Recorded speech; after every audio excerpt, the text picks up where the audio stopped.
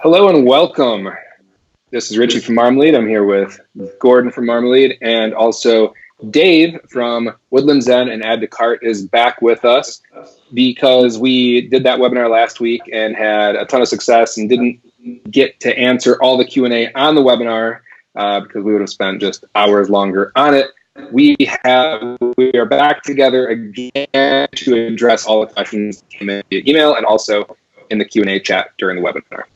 If you're wondering what webinar is this, I missed that. We're going to throw a link in the description so you can watch that. And it is the webinar about Etsy Promoted Listings Success Blueprint course that Dave here has put together. It has ebooks as well as extensive video content, and it's pretty awesome. So without further ado, we're going to jump into some Q&A questions from that webinar. Yeah, so we've got a whole slew of questions to get through here, and we'll probably do some normal ones and then maybe some rapid fire ones at the end to keep things fresh. So to kick things off, the first question is from Jessie. This is kind of a background question for you, Dave. She says, I would really love to hear about when you transitioned from small to larger figures. My company grew 600% last year, 300 sales to 1,300 sales. She's only been on Etsy for 2 years, and she's trying to prepare for this year as best she can, and would love to hear any of your advice in that regard. Excellent, yeah. So what's up, everybody? Thanks for having me again, you guys, and thanks for your question. So that's a great question. What was it like scaling up from dabbling around to becoming a six-figure Etsy seller? It was pretty quick, honestly. Etsy can... when you experience like really big downfalls on Etsy, when your shop takes a dip, we all know that it's really quick and it's really like alarming, but the same thing happens on the opposite end of things as well. You can really do really well really quickly and just have it exponentially grow, right? So when you experience that, it's really exciting. What it was like for me is, and like what I did to make that happen was it was a mix of promoted listings success, figuring all of that out, as well as extensive Instagram marketing and like doing shout out groups with other similar pages, etc. And just creating new products that I thought my audience would like, on top of making a lot of new listings and testing out different titles and tags. So I was constantly testing new products and adding new products. And then once you find a few winning products, it snowballs, and then it feels fun to test new products and add new products to your product line and create new listings and grow like that. So that's what it was like for me personally. I was just adding a lot of listings, testing a lot of titles and tags. It wasn't, honestly, I said this in the Etsy Jam last time, and I swear to God, Marmalead is not paying me to say this, but it was seriously not until I got Marmalead and like really researching the words that I'm using, because previously I was just shooting in the dark from the hip, completely blind. Like I was like using the goofiest keywords, and then once I had Marmalead, I was able to research that I was targeting the wrong audience. So my six-figure transition was finding the right people, making the right products, making enough of the right products, and reaching enough people with enough listings, and doing promoted listings correctly. So it's a big mix of things, and I'm sure that if you experienced a big influx like you're speaking about, then you had a mix of that as well. And if there's some of those things that are missing, then add them. If you want to scale up, if you're asking how to scale up, then ask yourself, what aren't you doing that you could do now? And then go out and research what you could do that you didn't know you could do. First, take care of all the things that you can do to like horizontally scale. Take care of your Instagram. You already have one. Take care of this. You already know you had one, et cetera, et cetera, et cetera. And then scale up from there and learn promoted listings even more if you don't know them now. I hope that was a really long answer, I know, but I hope that answered. That was awesome. And we got a little background info on you in there too, which is awesome. All right, next question from Barbara. So before we get into some of these other questions here, she asked what you mean by the word bid. So I thought this would be a good one to kind of define some of the terminology that we're going to be using in some of the other answers. For sure, yeah, great question, Barbara. A bid is just how much you're willing to pay per click. So it's not like your whole campaign or anything like that. It's how much you're willing to pay per click, per listing. So if this tapestry behind me right here was for sale on Etsy and I made it, then I want to pay 18 cents. I'm willing to pay up to 18 cents each time somebody clicks on it when they see it. That's my bid right there. Awesome. Next question. This one came up a lot. So a lot of people had a question similar to this, and that's geared around how much money should I be spending on my promoted listings? And then a kind of a tagline to that is Etsy suggests a minimum bid of 11 cents to be competitive. Could you talk about that minimum a little bit too? Absolutely, yeah. So how much should I be spending on my promoted listings to become successful is a pretty large question, and but I'm gonna just answer it really shortly. You should be spending as much as you can, because you should be spending as much as you can, at the same time having the mindset that you are going to make it work and you are going to analyze the data, do your due diligence, and stay on top of things. You can't just set it. I'm not telling you to set it at the max bid and then forget about it, because then you're not going to have fun. I'm telling you to turn it all the way up, go as hard as you can. We're here to make money, and that is exactly what promoted listings is for. So I'm not going to tell you to turn it to $5 and expect to make 1,000. I'm telling you to turn it all the way up, because that is what my course is about. That is what all of my resources is about, is making more money. So we're scaling up, not down. So my suggestion to everybody is to turn it all the way up and analyze the data as you go along, weed out the losing listings so you're not losing out on money, and continue to, make the listings that are making you money, make those better, and make new listings that make you money. So as long as you have the mindset of I'm going to make this work and follow this defined strategy and not be like totally lost and confused the whole time as well, that's important, then you will be able to make money and good money if you do it right. So if you follow everything in the course or whatever, if you decide you're going to be successful, then turning up your daily budget all the way should not bother you at all. So that's the first answer. And then the second question is in terms of Etsy suggesting the minimum bid of 11 cents. That's a solid bid. That's what I suggest in the ebook to start off with. If you don't know anything about your audience or your niche or anything. However, I believe there is one exception, only one exception. There may be a few, so don't quote me, but this is the main exception I can think of, is that if you're bidding 11 cents per click, but you're only selling like a really cheap product that's only like $2 or $5 or something to that effect, then it's going to be tough to have a return on investment for your promoted listings. So I would suggest, if you have really low ticket items, let's say $20, let's say like $18 and below, give or take, then play it by ear and use a lower bid, because your cost per conversion, how much you normally have to pay to make one purchase. So how many clicks and how many times you got to pay for clicks on average to make one sale, that cost per conversion, it might be higher than your actual product cost in that situation where your products are so cheap. So the only situation that I would recommend not doing the minimum bid is when you have really cheap products.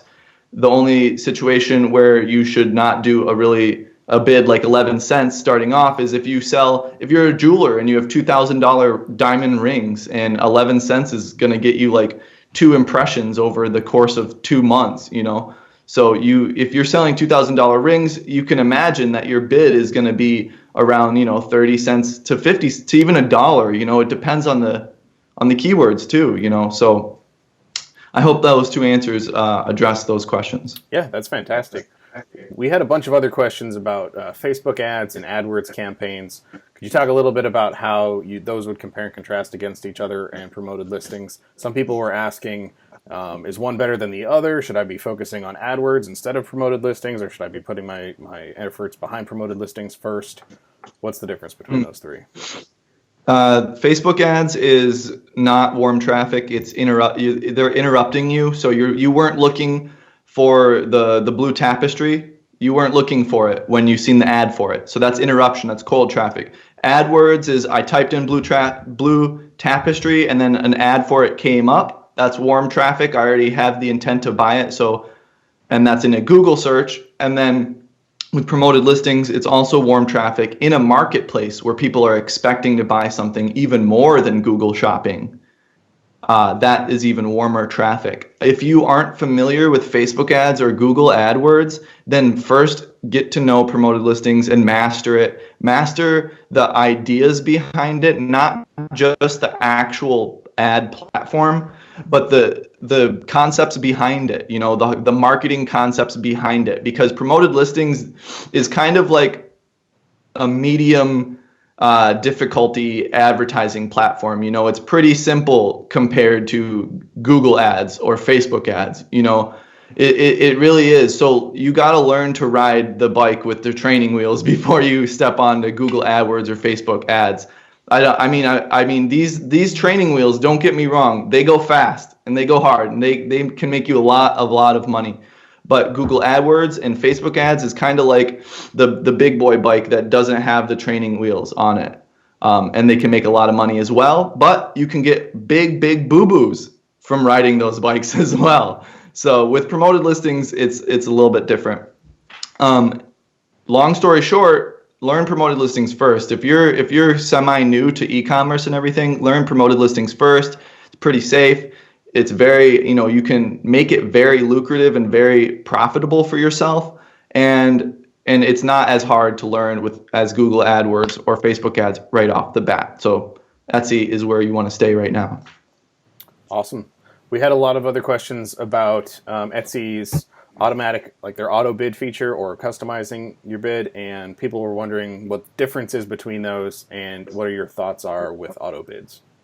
Yeah, so we go over this in the course a lot, and I actually have a video on this in my YouTube channel as well. And there's a big difference between auto bid and manual bid. Etsy has this in their handbook as well. Auto bid is a bid that Etsy's brain chooses based on the history of the listing and how the algorithm views it, et cetera, et cetera, et cetera. They even, in their official explanation, they even use the word Etsy's algorithm chooses where to place you.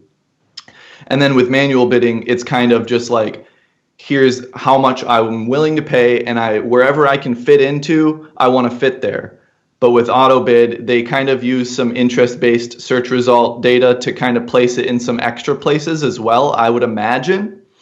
They're not telling us, hey, we're taking your promoted listings and we're showing them to extra people. But I can imagine that the auto bid can take you a little bit further because they do say explicitly that they're using Etsy's algorithm to choose where to place you.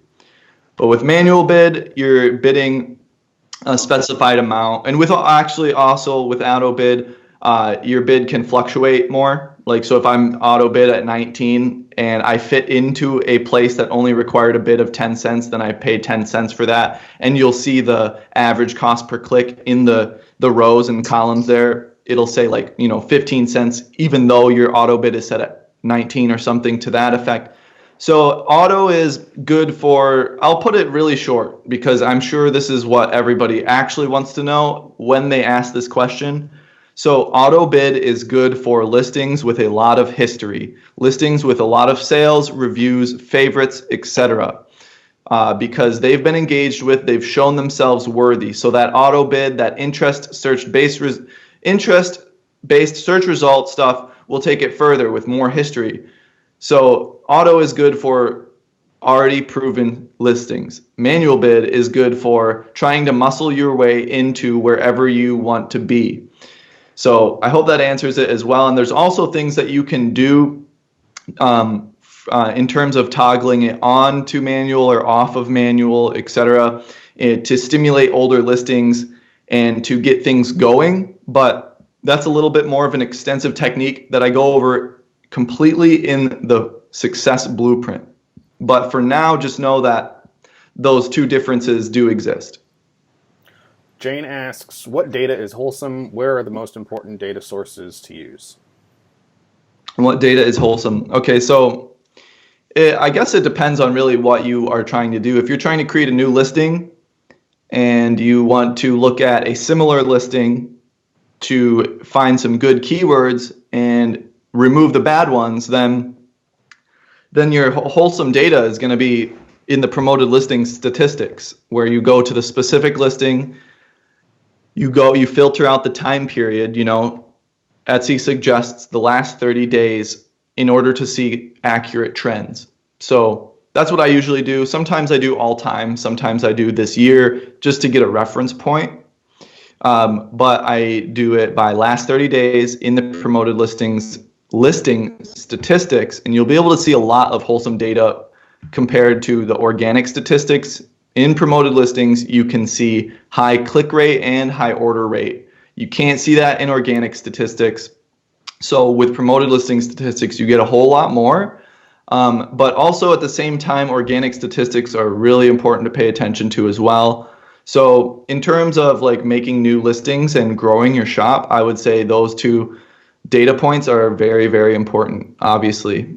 So just pay attention to those two. Those are very wholesome. Any statistical data point that your shop has to show you, just look at and ask yourself, what is this telling me about buyer behavior? And what is this telling me about where my keywords are getting me in the search results? You have to ask yourselves those questions, because you can just go through your entire statistics and not really know what it means and just see numbers and words and stuff.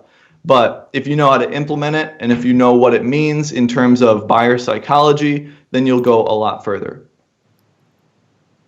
Awesome. Margot asks, I have a big shop and a budget that's either large or small, I'm not really sure, with a pretty successful promoted listings campaign, but some listings cost way more than they are earning. So should I shut them off, or should I rework the tags? What steps would you take? Okay, can you say that question one more time? They said at the beginning that they don't know about, what did you say? You don't know their budget? She said, so she says she has a big shop and a budget. She says big, small, I don't know. So I don't know if she's saying in the context of other people if it would be considered a large or a small budget. Okay. But she has she thinks it's a pretty successful promoted listings campaign running. Okay. Although some of the listings are costing way more than they're actually earning for her. So should she shut them off or rework the tags? And she's wondering what you would do in that situation. Awesome. Excellent. So very, very easy situation to move forward with. Great question.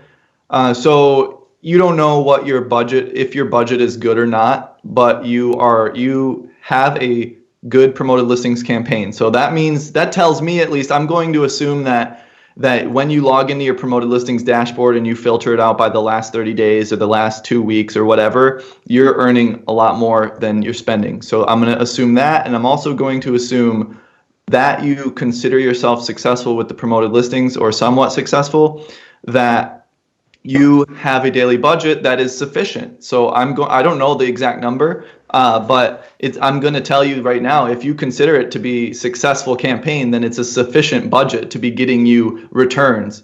But if it's doing well, it can always do better if it's not maxed out. So it can always do better. Even if it is maxed out, you can optimize your current listings. So if you're having listings that are spending more than they're earning, should you rework the titles? Should you take them off?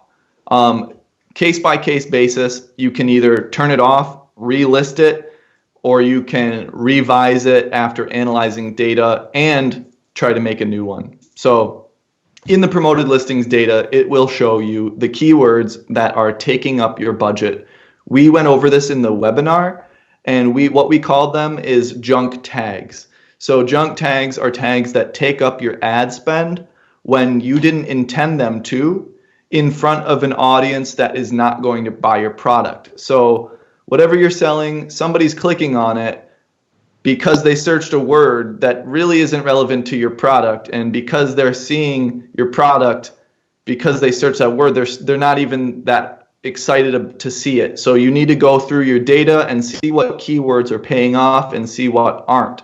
In your promoted listings data, if there's keywords that say high order rate, those are the keywords that pay off. If there's a lot of keywords that say high click rate, and that can mean two things. It can mean, yes, that's a good tag, or it could mean, hey, this tag is sucking up a lot of money. So you have to go through the tags that say high click rate and use your discretion to see which one of these, which set of these keywords are taking up my ad spend. So you can do two things. And in the course, if you're interested in the course, it goes over exactly what to do. This exact situation, I have a few videos on. So I hope that answers your question. Daphne is wondering, what kind of ROI should you strive for to be considered successful in promoted listings? Is it measured by ad cost versus ad revenue? And what's a good ROI? I would say a good ROI is at least double. If you're not at least doubling it, then it's kind of, it will, like, it's not that great of a margin. Obviously, if you're making money, then that's good. If you're just like, if you're making only 50 cents for only every dollar you spend, then there's got to be something that you can do better. So as long as you're profiting, then there's no reason to there's no reason to freak out or anything like that. But you want to obviously, like, at least double your money, if not triple or quadruple, And there's going to be times in your promoted listings campaigns, and throughout your career of Etsy selling, that you look at your dashboard and the last 2 weeks weren't profitable. And that may be because you tried a few new things, or you tested like 10 new products and they all happened to not be that great. And it took a little bit of ad spend to test that and find that out. Now that's okay. That's not a big deal. You have to spend money to make money. So there's going to be times in your promoted listings career when you go through and you look, oh, I wasn't profitable this week, but then you zoom out maybe for 30 days or that month or that year, and, well, look, I've tripled or quadrupled my money this year. So keep that in mind as well. But as a rule of thumb, some advertisers out there are happy if they're profiting, period. Some advertisers out there say, don't even mess around with it unless you're doubling your money. So it's really up to you, but a good ROI is, I'm going to say, at least double. Don't quote me, or don't like write that down in any e-commerce blog or anything, but at least double is good, We're going to blog about that next week. And Dave, you can't expect people to start there, right? Like, they're going to have to learn this. So, they get your course, they start learning the stuff, and if double's good, and double's where they want to, start getting to, they can't expect within 2 days, right? Like, I put $10, I didn't get $20 back. What the heck? Like, I didn't double it overnight, right? Exactly. Like, there's somewhat of a learning curve, I'm sure. Absolutely, yeah. There is a learning curve in the beginning, and also, yeah, if you don't have a good strategy or like something in place or something you're following, like an ebook or a course or something, then you will have a bigger learning curve, and that learning curve will likely cost you more than the resource you could have paid for to learn how to do it. Like, my learning curve cost a few $1,000s over like a year. But then I made it work, and now I am making those 4, 5, 6x returns on my promoted listings because I know what to do, and it's not any question anymore. It's just a system that I mechanically play out, and it's like printing money at this point. So I like that. Jane asks, should a promoted listing strategy be tweaked during Christmas selling season or during, like, when your shop's busy season might be? Is there any sort of seasonality effect to promoted listings? Sure. Yeah. You can use it to your advantage for holiday. There's things you can do specifically to take advantage of the holiday traffic with promoted listings.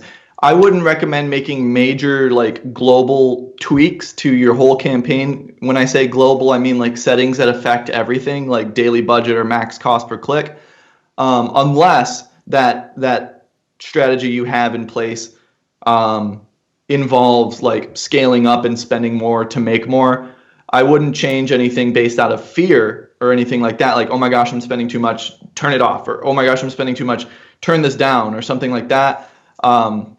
During the holidays, like, I would increase your max cost per click for your bidding about, a couple cents. I would up your daily budget as well to make sure it spends into that daily budget. And you can also create listings based around holiday keywords, as we all do and know about. Then you can go in and manually bid on those and really try to get in there for those holiday keywords, even if you're not ranking organically and you didn't list your thing on time. And And I have an entire video on how to do this exact technique I'm talking about in the course. And it goes through my exact stats for a specific listing that I did for Mother's Day. So you can play promoted listings like you however you want for holiday. Long story short, though, don't tweak too much during the holidays, because when you make big changes to your promoted listings campaign, for example, if you make a big change in your daily budget or a big change in your bids, in your max cost per click,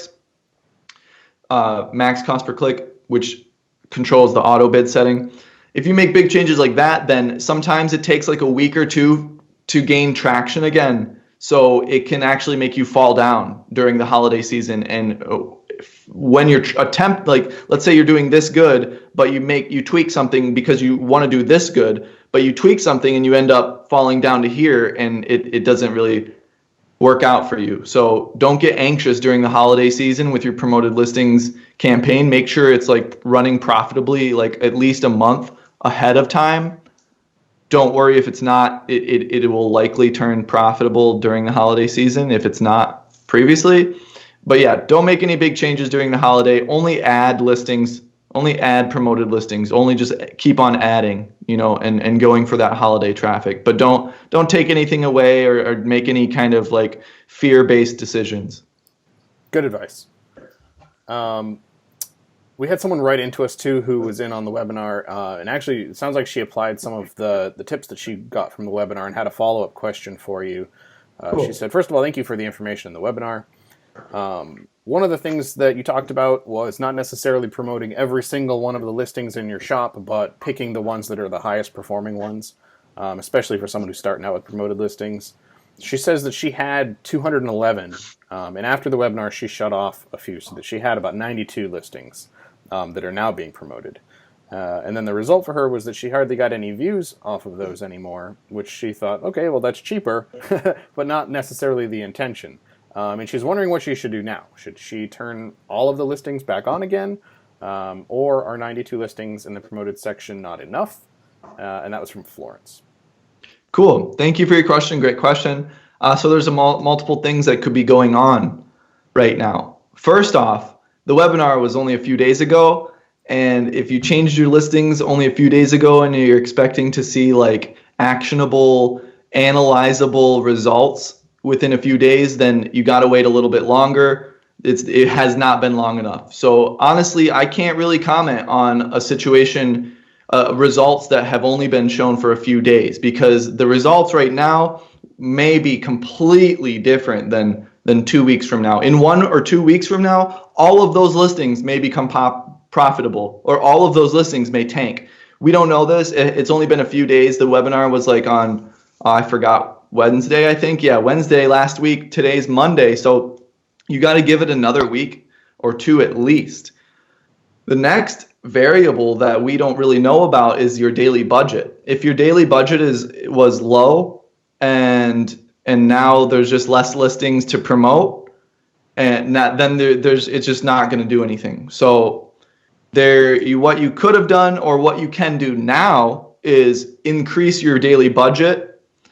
If it's too low, this is a very, very, very common problem. I see big shops promoting their listings with $10 a day. You're not going to get results with $10 a day, $20 a day if you have a ton of listings. If you're a big shop and you want to make money, you have to act like it. So that's the second one. You may just have to turn your daily budget up, and you may be able to get enough impressions to see what out of those 92 listings, or 95, whatever you said, out of those, what are profitable, because you may not even be getting enough data to see what will work. You might just be throwing a few pennies at it, and you have no idea what really could happen.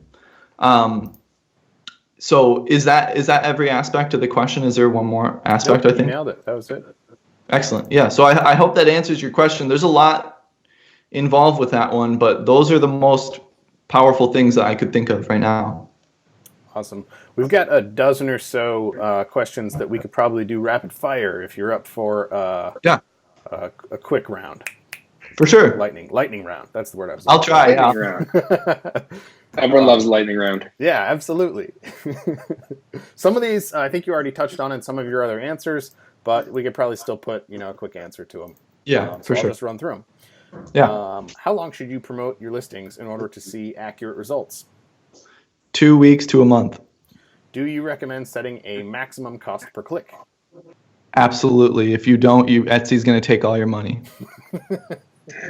Is it okay to sell items from AliExpress, like jewelry? Absolutely not. Don't drop ship on Etsy. Let's see. Dave, for Etsy, do you recommend white background photos, or should I get creative?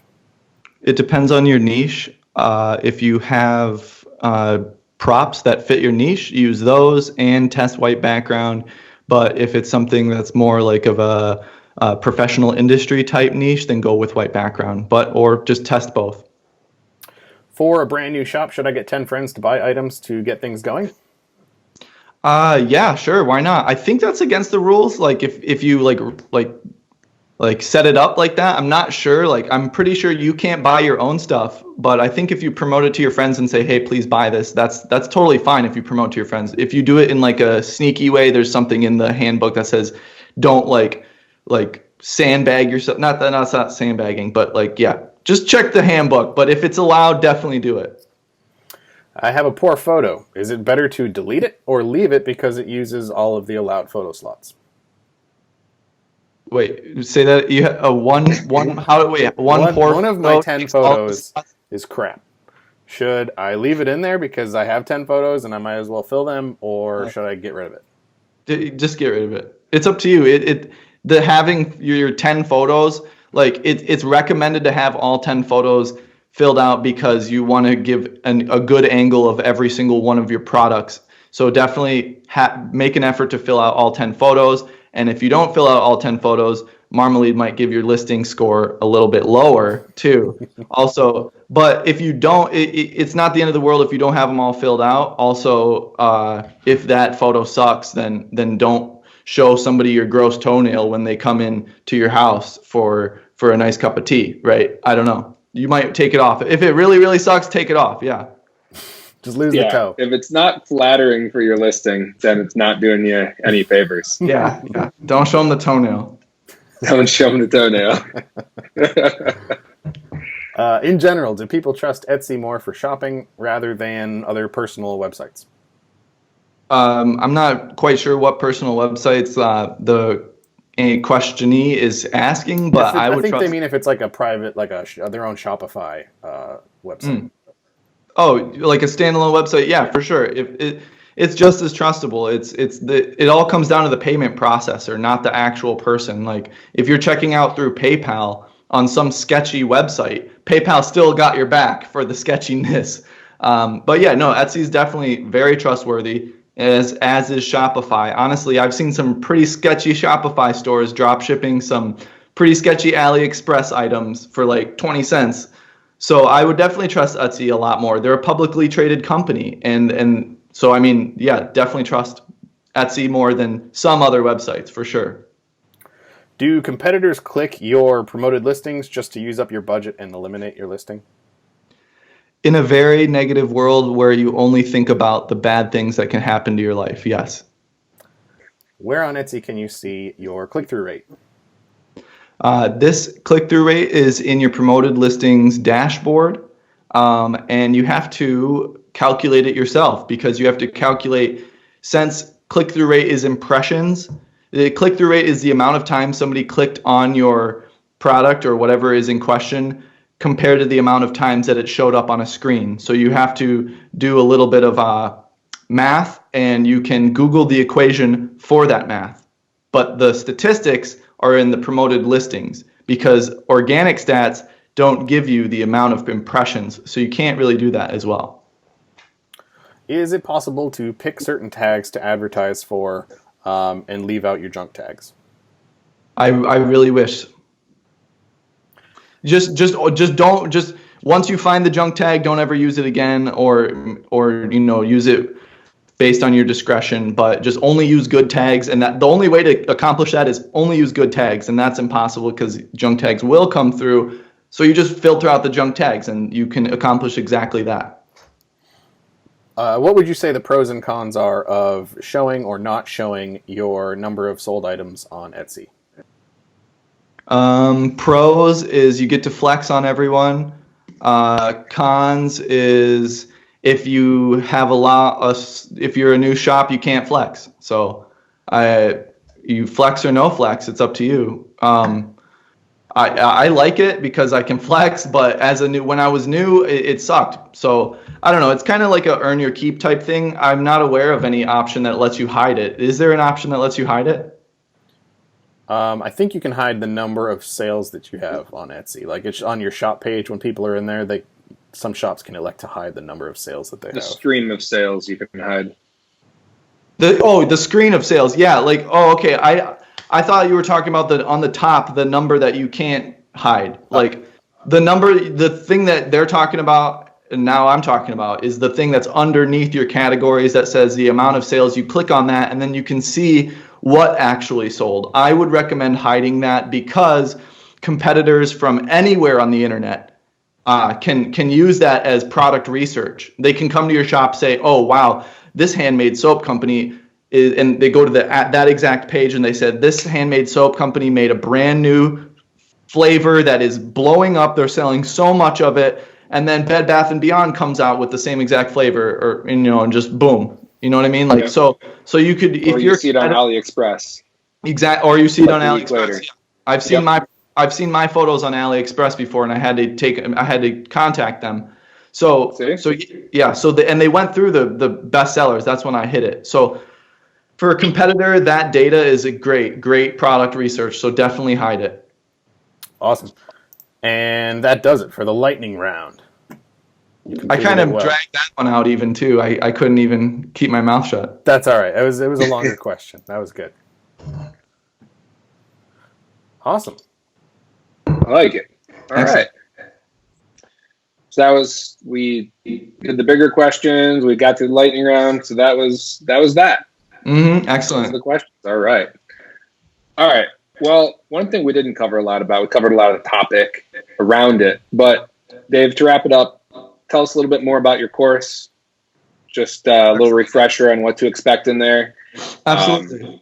And if you like Dave, then you're going to love the course because it's more Dave. So there you go. Yeah, absolutely. So the course is absolutely everything you need to know to become successful with promoted listings.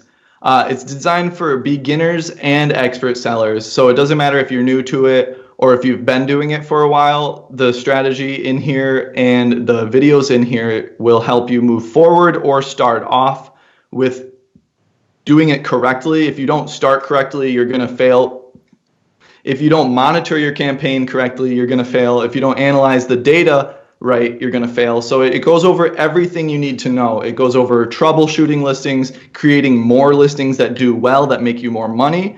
And it goes over a few of my own personal clever strategies that nobody else is talking about, that I personally developed, that I show you screenshots for, that absolutely work. I have the proof on your screen, and a lot more. There's 2 ebooks in it, and there's a lot of videos, extensive videos going over my shoulder, going over my stats, and showing you how to create everything you need to create to become amazing. And honestly, I personally didn't think making this much money on Etsy was possible until I learned about promoted listings, and I figured it out. It's a beautiful thing, really. And it all comes down to your shop can take a big dive, but it also can hit a big growth curve really quickly if you do the right things. And this ebook goes over everything that you should definitely know if you want to become successful. And so the link is in the description below. And if you are a Marmalead user, or if you're just watching this for fun, you can use code MARMA35 for 35% off total. MARMA35, 35% off, and I'll see you inside the course.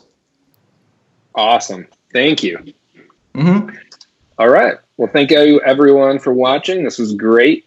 And engage below in comments. And we'll get back together with Dave another time soon and do another one of these. It'll be fun. Excellent. Thank you guys for having me. Thanks, Dave. Every time.